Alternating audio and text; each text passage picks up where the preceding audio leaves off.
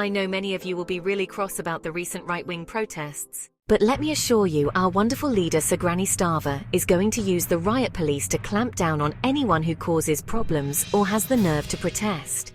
There will be exemptions, of course. Marches about what is happening overseas like Gaza will still be allowed to continue, as well as disruptions due to Just Stop Oil and Extinction Rebellion, as these are clearly meant as messages to overseas governments and do not involve the Labour Party. We recognise that these are justified, and most importantly, they are not organised by the English Defence League or that Lennox troublemaker and his friend Tommy Robinson. Right-wing extremists are also trying to use the excuse of what happened at Southend and Leeds to justify their actions. Anyone who understands diversity and cultural enrichment recognise these as being natural, ethnic, good-natured high spirits. I have to thank the lecturers at South Terlock Technical College who helped me appreciate this on my diverse dance and gender studies degree. I will be pushing for every young person to have the same opportunity as I did to make the world a better place. The UK would be a better place with less working-class people and more dancers. I have also received reassurances that the two Muslim lads who had a bit of harmless banter with the armed police at Manchester Airport have received apologies for the horrific treatment they received. The policewoman has also personally apologised for throwing her face onto one of the lads' fists.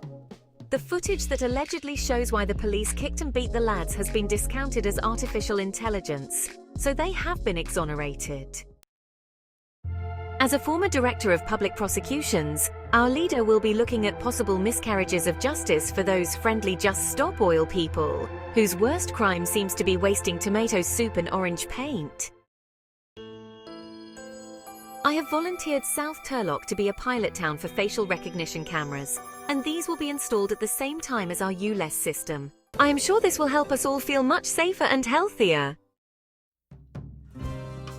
I have also been discussing with Angela Rayner and the Housing Minister regarding establishing a new village on the outskirts of South Terlock, which will have the benefit of new schools, a health centre, and places of worship. This will make our allocation of asylum seekers feel welcome.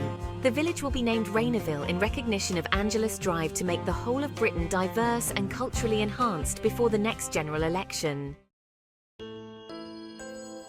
Due to the language needs of the asylum seekers, all services in Raynersville will be conducted in their native languages, so I'm afraid the facilities will not be available to our existing residents. However, I am sure everyone in South Terlock will make them welcome and will understand that our existing decaying infrastructure, a legacy of the wicked Tories, can wait a few more years before it is made suitable for purpose. Anyway, dear residents, please send me the names of any non-Labour voters and I will pass them on to the police for monitoring. Together we can make this a more culturally diverse town. Thank you for your continued support. Your MP, Devon Waller, pronouns ze, zir and zir.